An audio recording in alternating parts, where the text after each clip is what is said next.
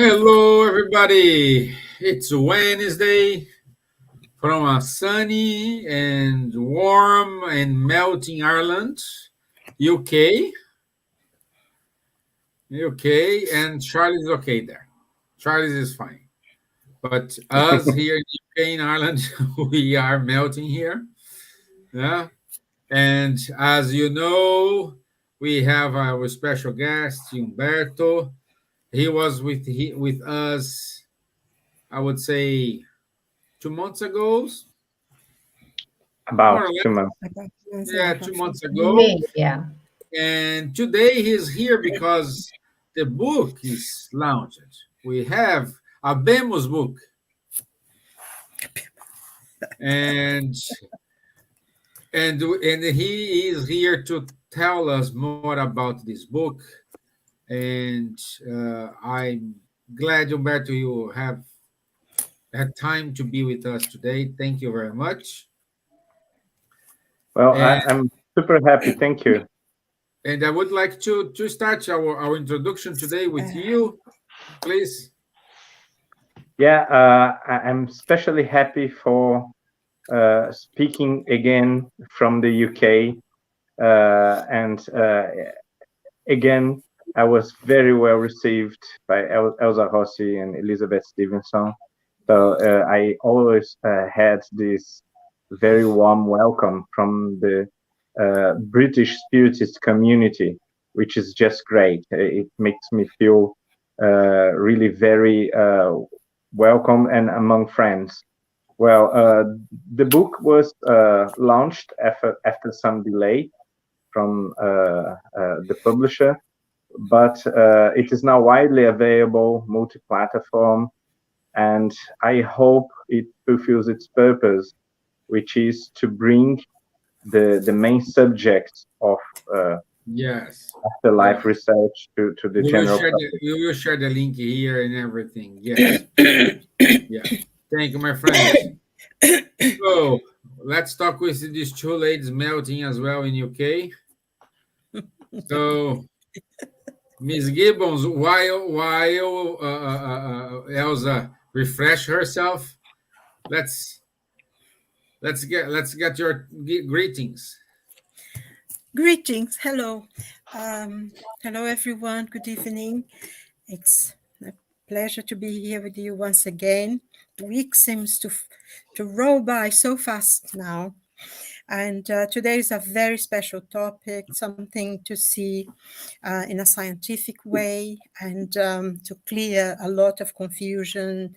And it's a matter that's very important. So it's wonderful to have Umberto with us and to see everyone else and Charles and Stevan and everyone well. We are coping here with the heat that we are not used to. There has never been so hot in this country before, never ever.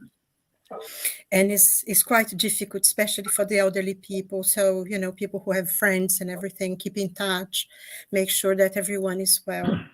And, once again, God bless us all and have that today not only we will learn something, but also something that can guide our lives. Boa noite, boa tarde a todos. Prazer em estar com vocês uma vez mais. Amém. Thank you. Okay, Miss Elsa Rossi, how are you, my dear? I am always fine. Thanks God for that. Each day is a lesson, is a blessing, and we can survive in this hot weather, so we can do everything. So thank you all for coming to our beautiful room.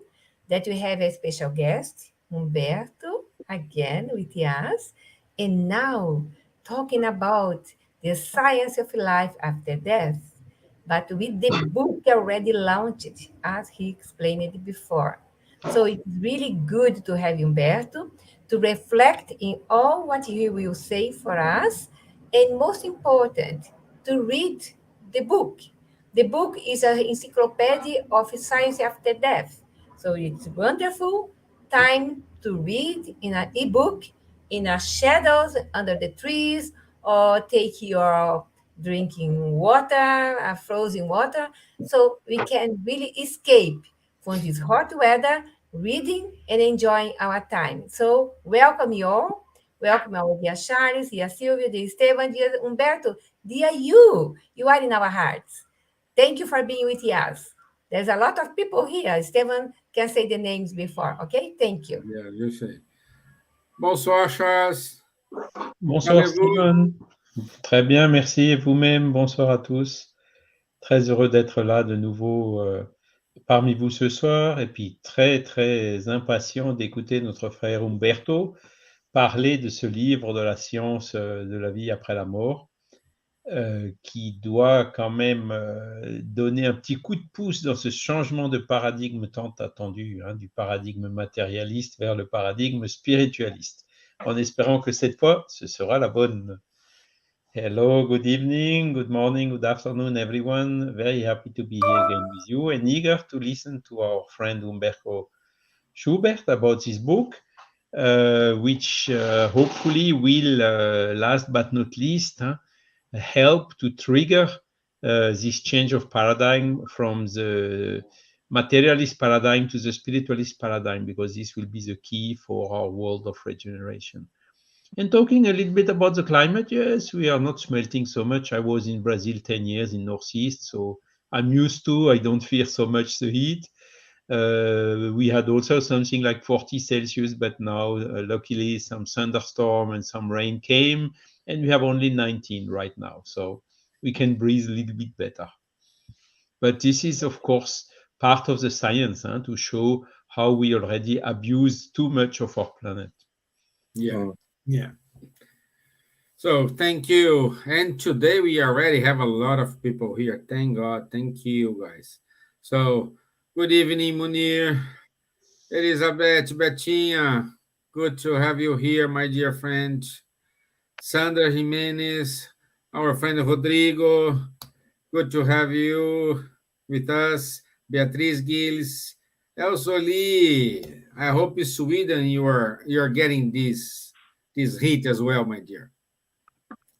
So let's go with our introductory video, and then I will give the word to Humberto to tell us a little bit the story of the book, how this book can help us, how this book can help the science in the research and the mystery, in quotes, after that.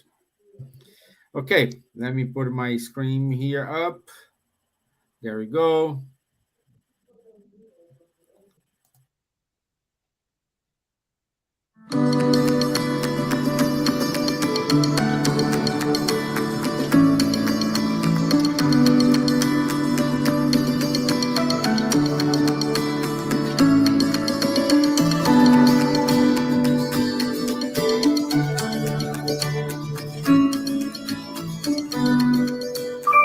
The process of dying itself is almost like one could say the process of the butterfly. You have the larvae gets into this process in which it goes going round and forms like a cocoon. In our physical body, it's more or less the same. And once this cocoon is ready, like in the butterfly, in the process of butterfly, eventually it breaks free from the cocoon and it flies. And it's exactly the same, could you say, almost a parallel process with the physical body and the breaking up of the freedom from the body into the spirit. It's almost like the flight of the butterfly.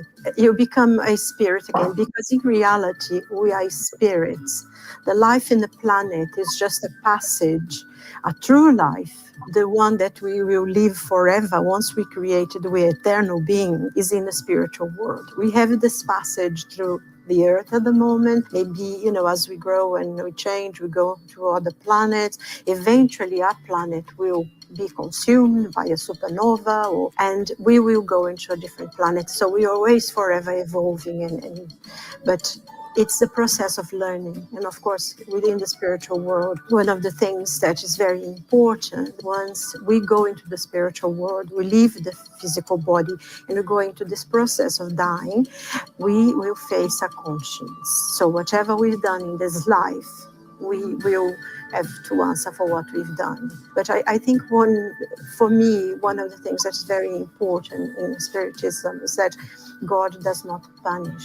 There is no punishment aside. It's our own conscience that will call for the lessons that he needs to receive. It's not God that say you're going to, different places, hell or anything like that. It's our own conscience that will call for the lessons we have to learn. We don't have a punishment, we have lessons that we have to learn.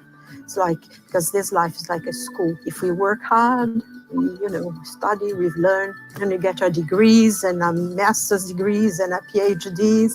But if we don't work so hard, it takes a bit longer. It takes time because it depends on ourselves and what we choose to do. And the lessons we have to learn is redemption for everyone. No one will be left behind in darkness. Everyone will be a being of light.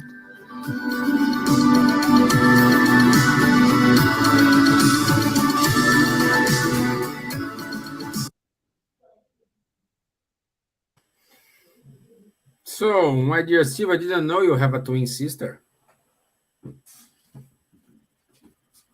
Well, I do, yes. Yes, okay, good. Such a long time ago that was, though. Good. Okay, Humberto, my friend, it's your time. If you could tell us about the book, mainly why the reasons you and the other co-authors decided to write the book. How do you think this is going to be a turning point for the science?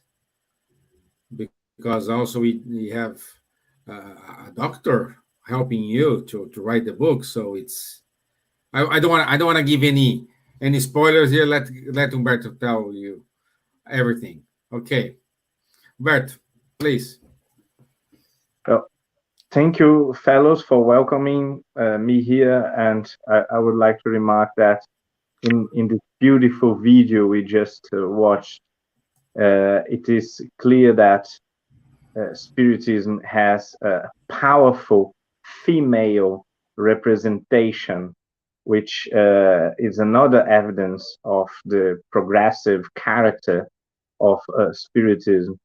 Well, I would like to start speaking about the book with two philosophical considerations.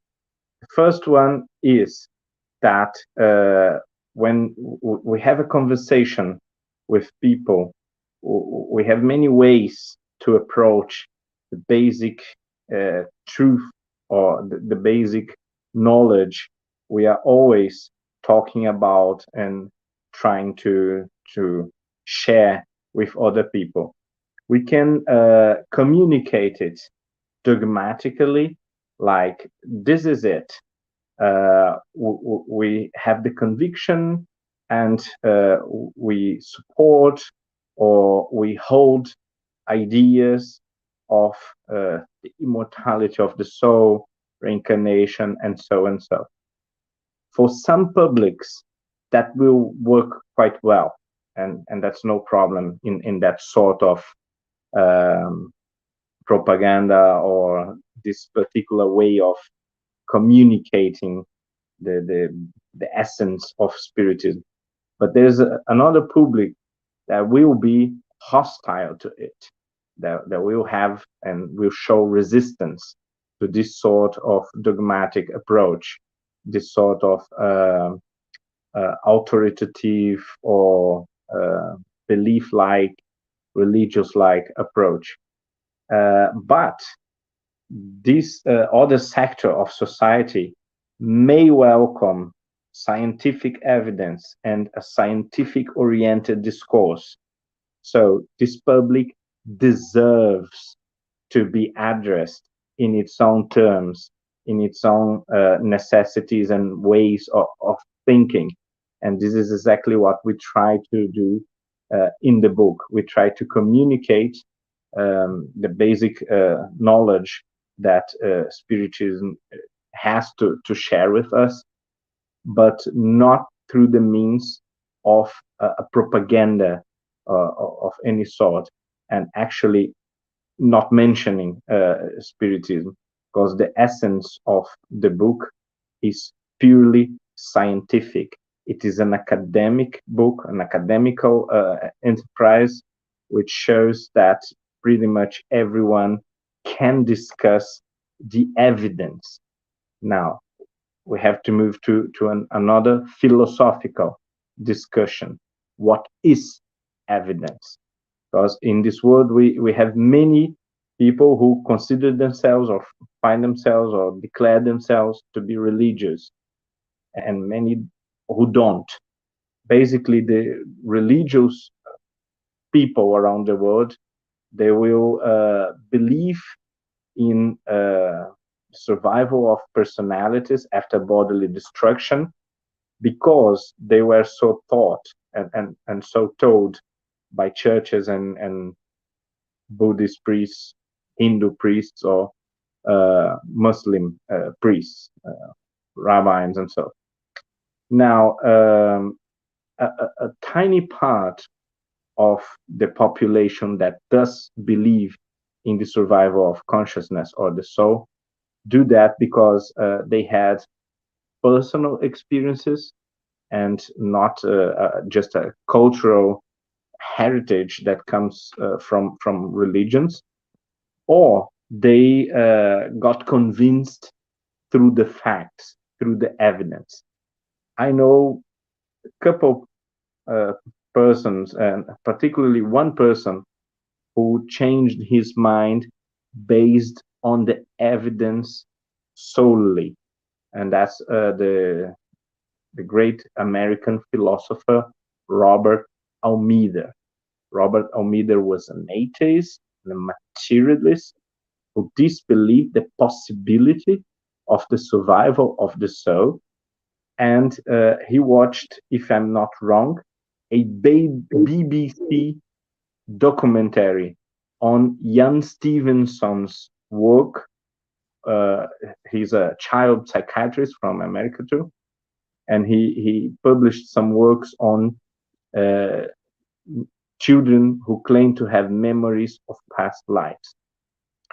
Robert Almeida, as a very bold philosopher, said, well, either this is wrong and false, and I will uncover it, this fraud, or this is the most striking and shocking news that humanity ever received.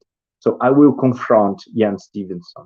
And then he took his car immediately and drove all the way to Jan Stevenson's house, waited for him to wake up, and basically had a very, very long conversation with him and tested all the evidence his own way.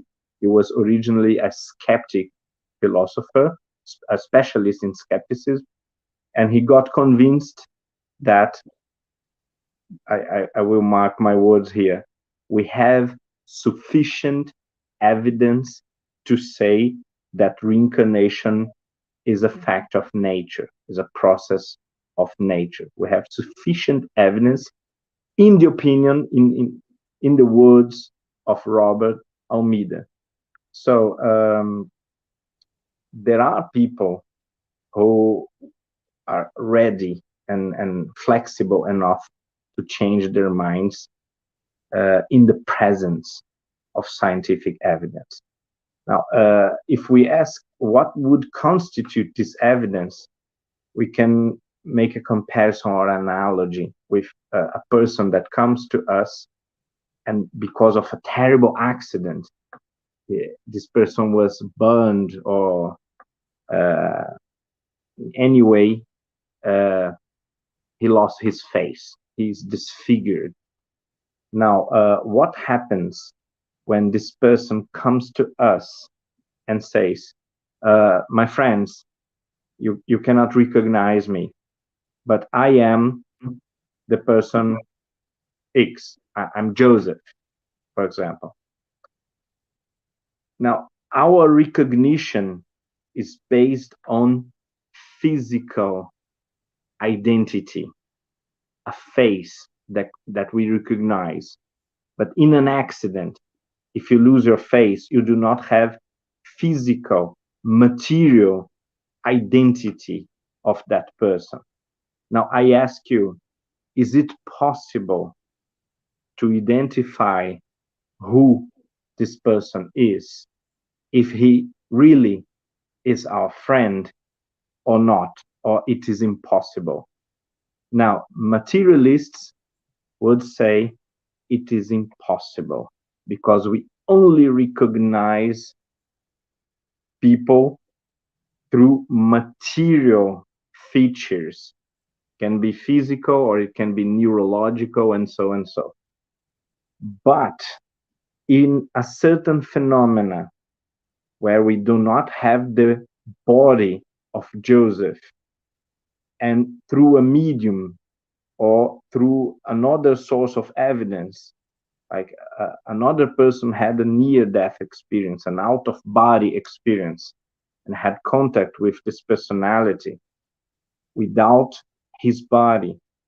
And through the evidence, through the phenomena, we get some knowledge about the personality, the character traits and virtues and vices, the memories, the specific knowledge, the specific talents that this person, this specific person possessed. Then we can say, well, the body is not here anymore.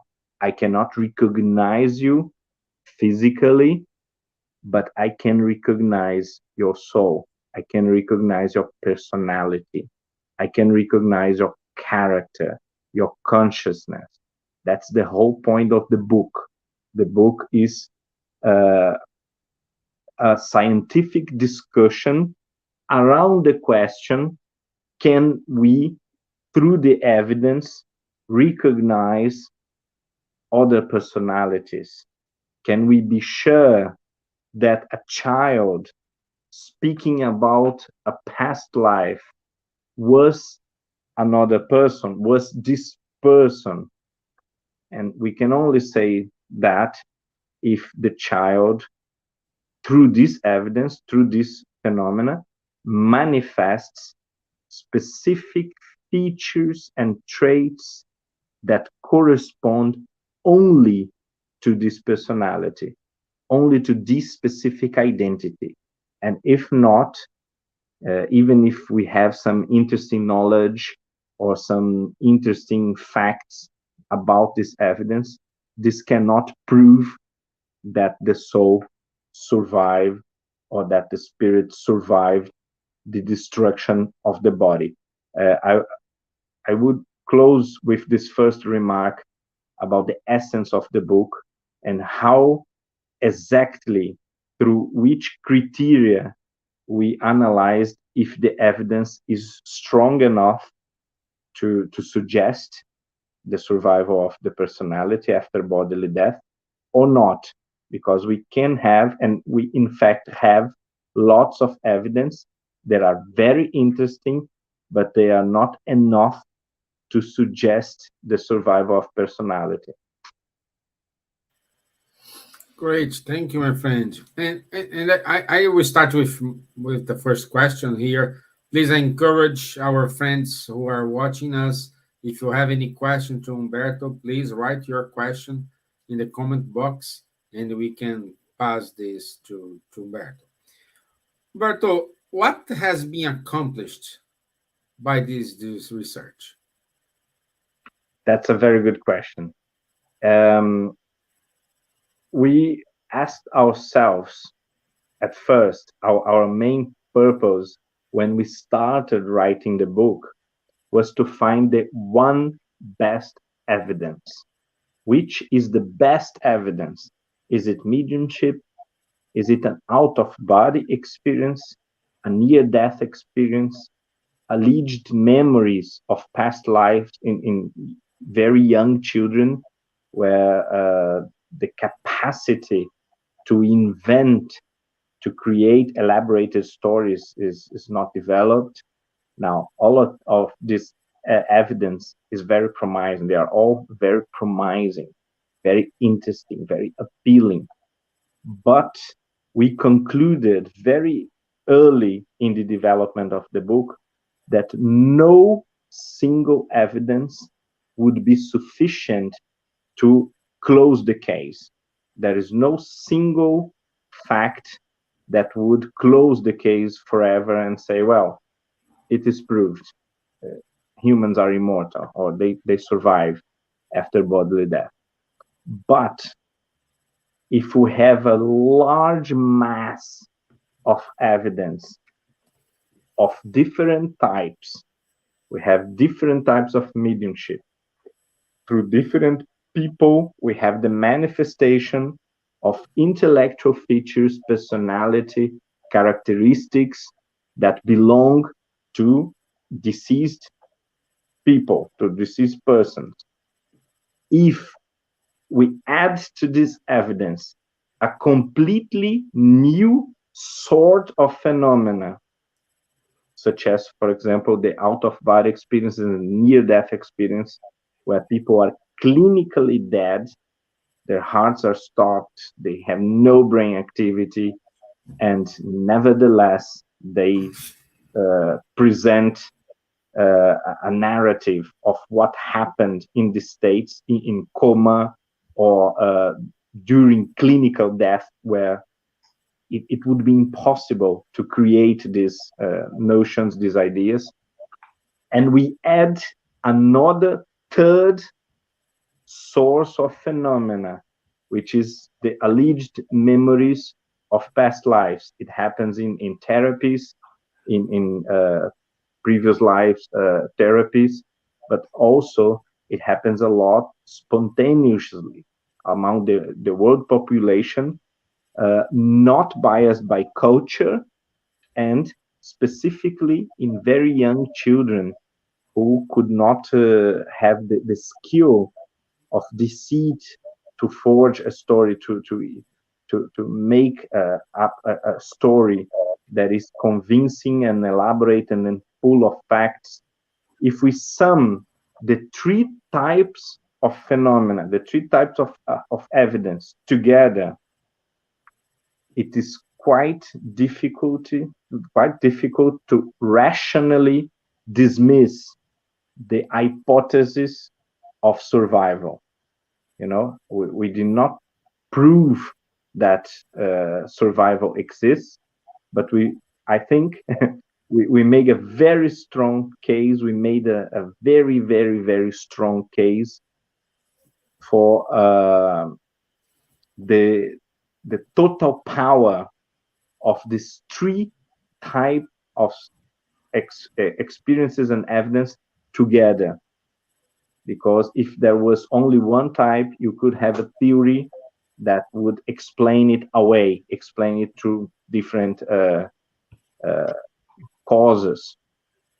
We do not have a better explanation for mediumship, for near-death experiences, or for memories of past lives. We have basically no alternative hypothesis to explain how these phenomena occur.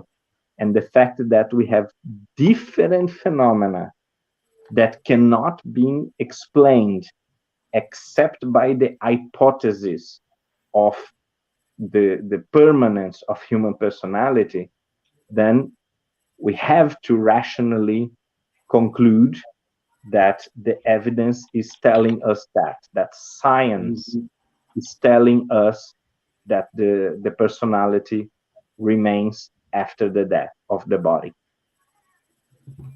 Wonderful, wonderful. And let's start with Miss Gibbons. Her and her twin sister. Okay. A question, Umberto. There was just a point here. There is a quotation who says, "To those who believe, no explanations are necessary. And for those who do not believe, no amount of explanation will be enough." And I think this is because it's not something that we can, in a way, prove, although we can. I think this question is extremely important, your book, I think, to, for a scientific people who are curious and are open enough to accept those things. And I find sometimes talking to people who are materialist but are intelligent enough to be curious is easier to talk than someone who preconceived ideas who nothing will ever change because that's what they believed or what was said to them. So that's why, I find that your book is very important on that. In the case of Dr. Ian Stevenson, I think that his book is called 20 Cases Suggestive of Reincarnation. And also we have a book in Brazil, the 30 cases that were researched and were small children, and it was proved. They researched it and they found, and Stevenson's book as well is that. And there are other books, and there are other works now, people who actually from very, especially in the South, in the Bible Belt of America, where they have very strong beliefs against reincarnation and past lives and things, but people are having babies who are growing up with terrible nightmares because they saw themselves sinking in the Titanic, and and then they went to research and then had the name of the people there, and they couldn't possibly know, having, since they were born, literally from birth, they had these terrible nightmares and things. So in a way, this kind of evidence is being much more scientific, being explained now, because they go and research it. And, like a child of 5 years old couldn't possibly, as you said, invent anything. They don't know enough to invent such stories, and all different cases. And I think, so I find it how, trying to have an intelligent question here. How can you're never going to be able to convince anyone that that's what it is, isn't it? On the other hand, science now, especially in the last 15, 20 years, has moved so far ahead that something that in the early 80s people couldn't conceive is now a reality. When you talk about the Higgs boson, that they actually found, that was a complete theory, until a few years ago, which now has been proved. Science all the time is progressing and is opening up fields, because some of the people will never accept it because they are not ready for or not prepared for. And the young people who are being born, those ideas will be just commonplace to them. So how do you manage this balance between the hardcore people who will never accept it and the ones, I don't know if I made the question too complicated. No, it is a great question. Yeah. Well, I would just say that it happens in every scientific field. We have many people who disbelieve in COVID-19, which is a material thing killing people, and we still have people who disbelieve the existence of the disease. So to this level of denial, it is nearly impossible to change one's mind. On the other hand, you also put it well when you remark that not only radical materialists or dogmatic materialists will deny the possibility of evidence. Before they check the evidence, they will say it is not possible, it's against science, and so and so and so, which is irrational and absurd as every other form of dogmatism. But we also have religious dogmatism, and many religious people will also deny to watch the facts because the facts are already defined in scripture. The possible survival of the soul is already defined in doctrine or in the canon of that religion. So they will close the eyes for scientific approach and for evidence. Now, both attitudes are irrational because dogmatism is always irrational. To this extreme, dogmatism is always irrational. Now, what is the actual public of the book? Well, not the dogmatic denial, the deniers, but people who are open to the possibility of a rational and scientific discussion about that.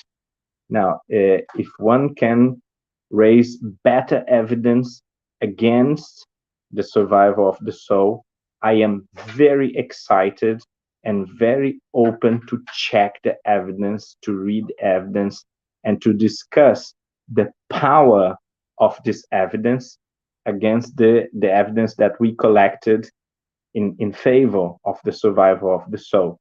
And we are speaking exclusively about science and what science can tell about the possibility of the survival of human personality.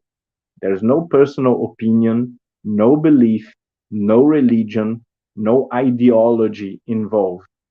The ideal candidate to discuss the problem and to read the book and find the book interesting is the person who says, well, I don't know.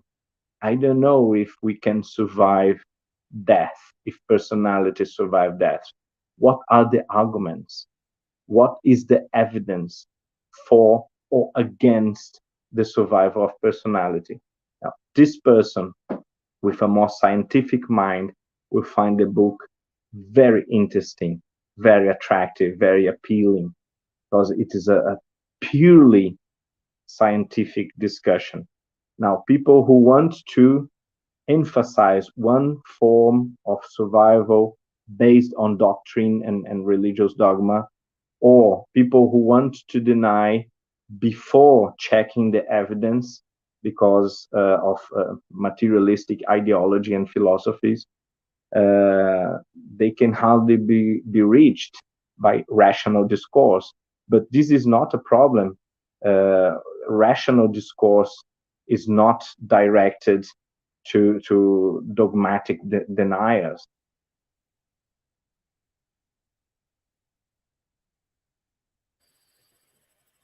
Thank you. And can we keep going here? We have a question from Munir.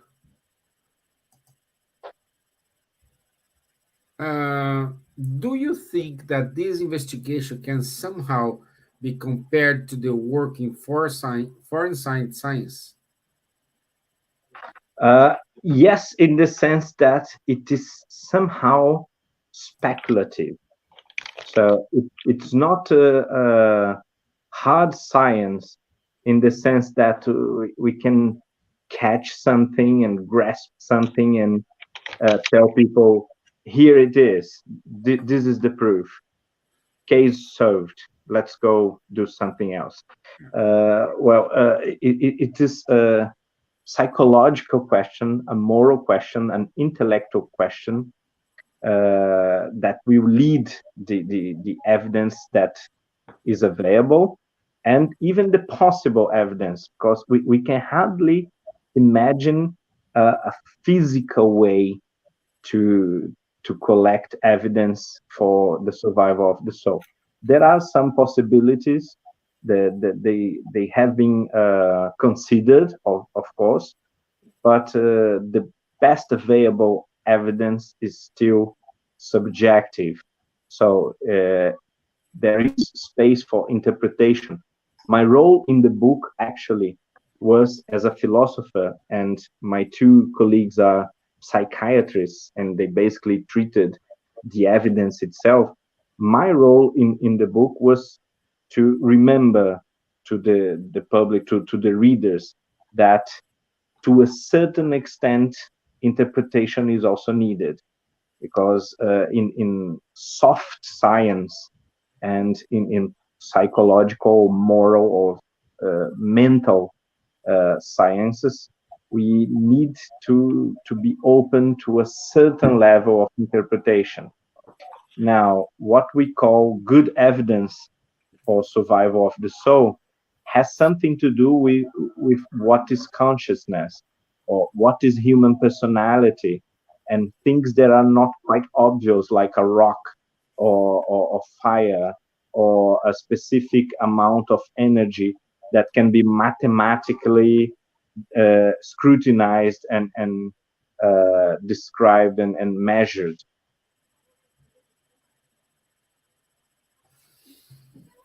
Great, Trumping. Thank you. Let's keep going here. My friend Charles, do you have any question to Umberto? Yes, thank you for your presentation, Umberto.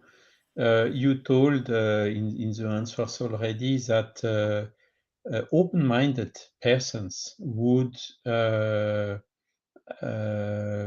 like the book, or let's say consider it with their open mind. On another hand, what we can see today is that most of the paradigm of our current science and even philosophy is still materialistic, since more than 2 centuries now, since positivism and all these tendencies. And when we talk about evidences in favor of the survival of the individuality or the soul after death, there have been so much investigations, this Society for Psychical Research that existed still today, but there were tens of them making investigation about materialization phenomenon with some protocols and so on. And in a certain way, we got the impression that it's turned somehow into fraud hunting. And on another hand, that the parapsychology who succeeded somehow to it was more materialistic than spiritualistic in their investigations. So the question is, still we have this big resistance. Why such a big resistance of this materialistic paradigm? Because I cannot believe that all the people who are reluctant to accept this paradigm are the opposite of open-minded or closed-minded. I don't know how to say it in English. It would be too much people, because the majority of mainstream scientifics and philosophers are all still following a materialistic paradigm. Or maybe I'm biased because in France it's a little bit more caricatural than maybe in some other countries. So what's your opinion about this? What is the biggest resistance? Because you talked about dogmatic approach, but when we listen, for instance, to Rupert Sheldrake, he's clearly saying the materialism is a dogma. So the dogmatic approach exists also somehow in science, not only in religion. So what is Yeah. your opinion about this? Exactly. Well, there is a lot of dogmatism in science. So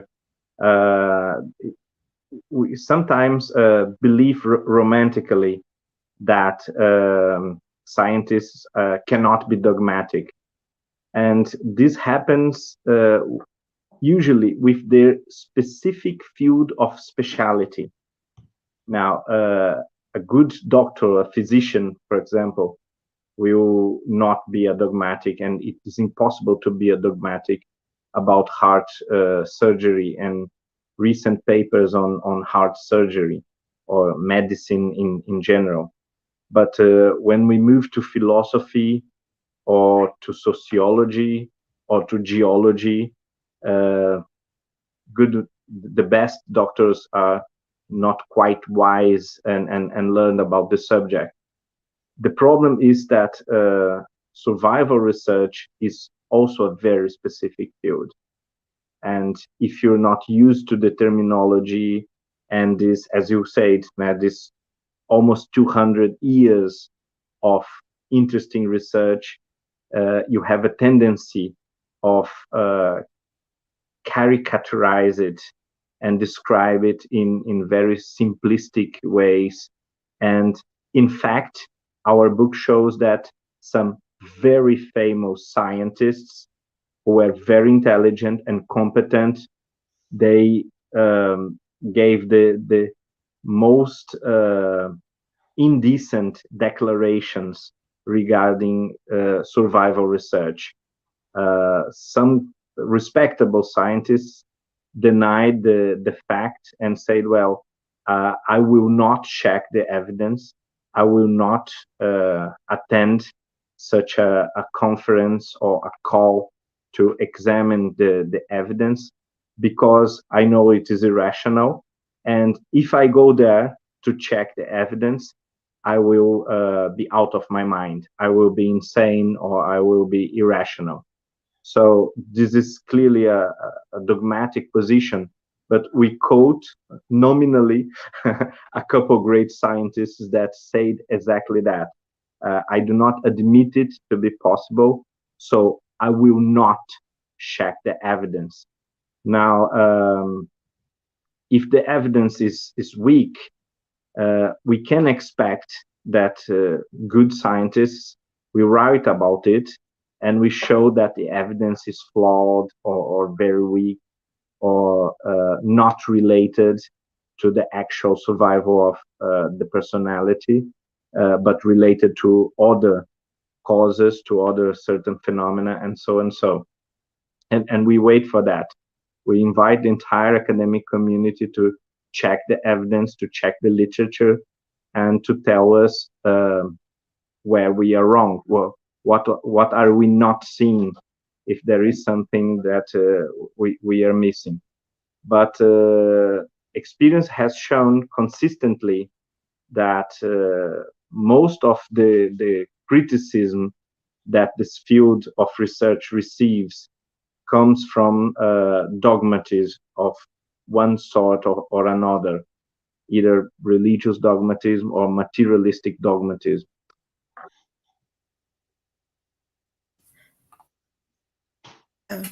This thing that you're saying is very curious, isn't it? Because in a way, it's almost, I'm not going to check because I think it's irrational.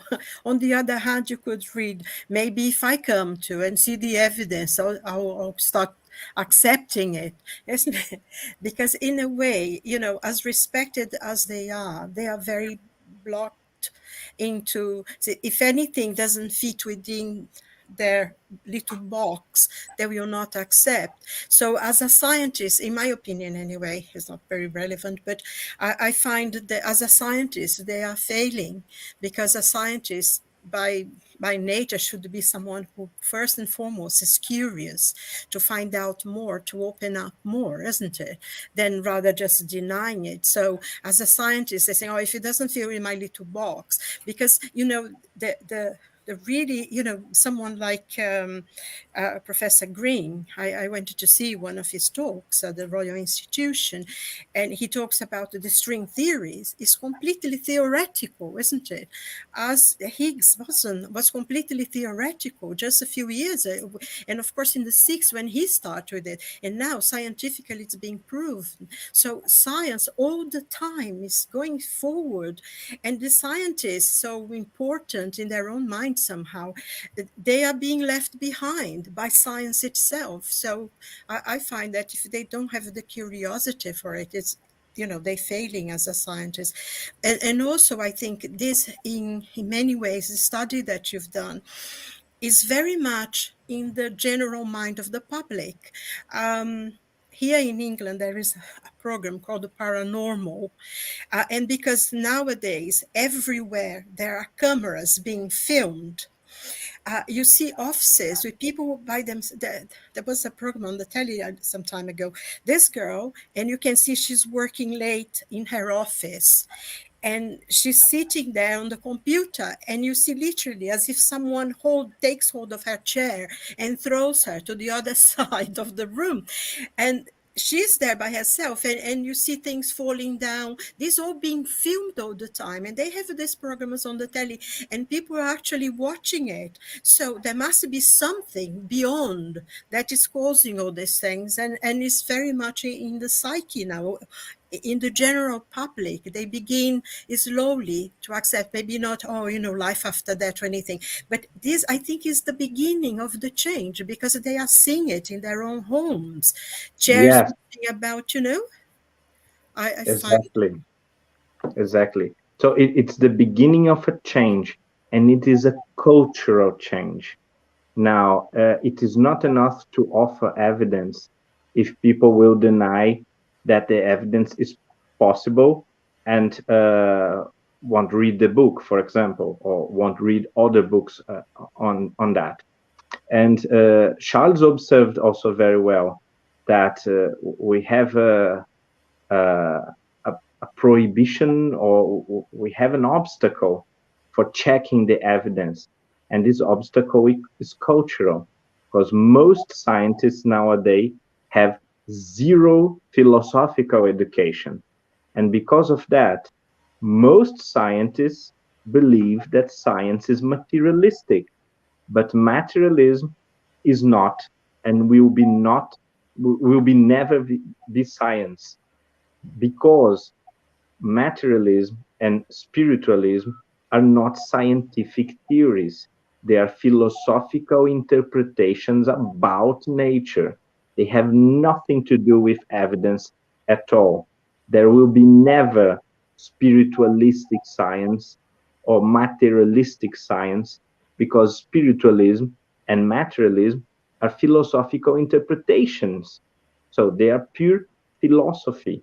But most scientists nowadays do not grasp that very clearly, and presuppose that materialism is a sort of presupposition of science, or a byproduct of scientific investigation. I think I can do my question. Yes, of course you can. Because I'm thinking now in the book, the public that will be the readers, and I'm interesting to know how the general reception of the book has been so far. Very positive, Elsa. People are very interested, and I wouldn't say that pretty much anyone so far was for or against what we said or what we concluded in the book, but most people so far showed a great interest in a scientific view, in a more scientific view of the subject. And they are excited to see other books and more books about the subject, because they do exist. We have many people working on that, but many are still, to some extent, a bit timid, and they do not want to embrace the full conclusions that the evidence suggests, or they are more historically oriented. Now they say what people in the SPR did, or what people 50 years ago, or back in the 19th century did, and so and so.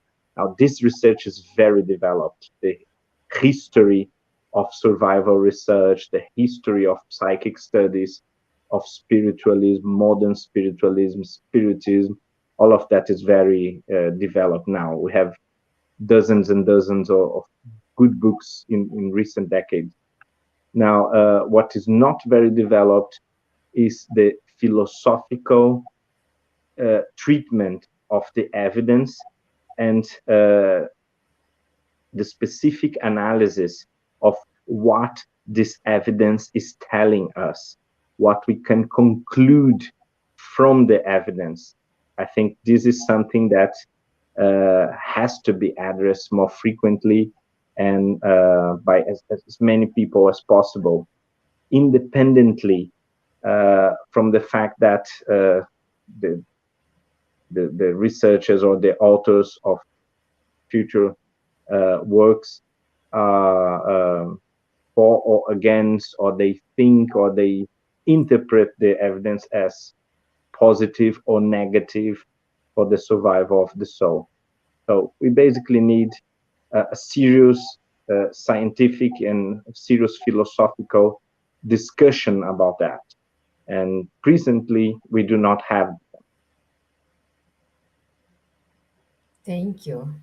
So the entire public can read and understand. It's up to people to go there and the Kindle and get the book. Wonderful. Yeah. Thank you. So I'm sharing the page on Amazon here for you all. There's a And link of Amazon as well. yeah, I'm putting the link. Okay. It's the link is on our comment box if you need, guys. So and If here is you, the you can have in the book as well. excuse me? Yeah. So yes. So well, it's important to read. It's important. Clearly, we can see that spiritualism is getting away from a hypothetical something, and we are, thank God, to excellent jobs. We have innumerable people doing excellent job as like you, Humberto, like Alexandre Moreira. So giving to us some kind of evidence, allowing us using our free will and decide which path we need to go. So thank you very much for your book. Thank you very much for your efforts for joining us tonight. No, thank you. Thank you. Thank you very much. And I would like to go through our announcements. Unless you, my friends, have any comments, anything to add. Okay. No, I only have to thank you for being interested, for showing the essential intellectual curiosity about such a work. And I can only hope that the general public have a similar intellectual curiosity and is open to discuss the evidence and the subject in general with an open mind. I think it was very good. Science as a whole, history, archaeology, everything, they coming in for a big shock because now science is developing to such a level that, now you can see cities under the earth that you didn't know existed. There are so many things going on because science is developed enough so we can study. So this little group of people who are completely enclosed in their little box, they will become irrelevant because the new people will just accept the ideas and they will research more because science is showing them what to do, and what the reality is. So I think that, and even in the studies of the Bible, who now people are doing really deep studies on many things in the Bible, finding codes that are there. So everyone, religion and science, are going in for a big shock, big changes, and it's so wonderful that like a book like yours is the opening up the path for this thing. So thank you very much for that. People can visit as well the opensciences.org. Opensciences.org is a website, post-materialistic. Charles mentioned before. Very wonderful as well. Okay. So for next week, we also have a special guest, Geraldo Lemos, and the topic, Chico Xavier, the medium of all centuries. So it's gonna be amazing show, amazing talk. Geraldo is wonderful, and be ready, my friends, to explore him as much as you can. So thank you. Um, And this is Stevan, the book. it's complementing today's, because Chico Xavier is one of the strong evidences. Yes. Exactly. Exactly. So also we have this book, Chico Xavier, Media of the Center, written by Guy Playfair, which is English author. Don't Elsa, it's an English author. Yes. So it's a wonderful big book. Already read it. So also, and we do have this available in Kindle version as well. So, and our shows, our regular shows, every Wednesday we have our friend Munir with Coffee Break with Kardec. 1 second.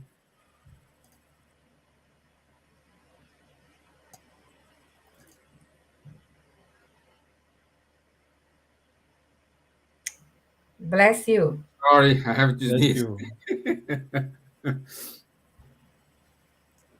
And also have our every other week study of the book No Solar, and every Saturday 10:30 the course about the Mediums book. And uh, tough times for everyone, especially for our friends who are in a difficult situation without family and without shelter. And I would ask you, if you want to donate something, go to this program run by Kardec Group. It's just go to www.kardec.org.uk/high5, and your contribution will help two entities in Brazil. One is Grupo Sheila, and the other one Instituto Mutirão in Brazil. Okay? So, this is it. I want to say thank you all. I'll be on holidays for the next two Wednesdays, and I'll be from the other side of the room here, just watching you guys. I'll be in a